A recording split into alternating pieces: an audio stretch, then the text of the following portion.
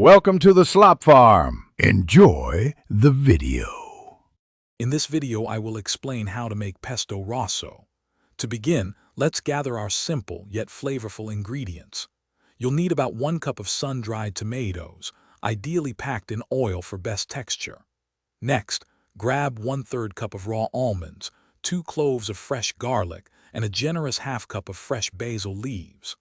Finally, have 1/4 cup of grated Parmesan cheese and extra virgin olive oil on hand. Now let's start blending. Place your almonds, garlic, fresh basil, and the drained sun-dried tomatoes into a food processor. For an extra flavor boost, you can also add some of the oil from the sun-dried tomato jar. Begin to pulse these ingredients together. You want them to be coarsely chopped and well combined, so remember to scrape down the sides of the bowl as you go. To achieve that perfect pesto texture, slowly drizzle in about 1/4 to 1/2 cup of extra virgin olive oil while the food processor is running. Continue blending until the mixture is smooth or slightly chunky, depending on your preference.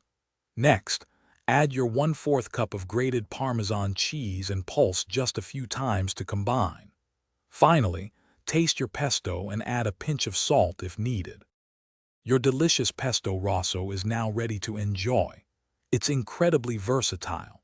Try tossing it with hot pasta for a simple, satisfying meal, or spread it on sandwiches and crostini for a burst of flavor. You can even use it as a vibrant dip. To store any leftovers, transfer the pesto to an airtight container, cover the surface with a thin layer of olive oil, and refrigerate for up to 1 week. Thanks for watching.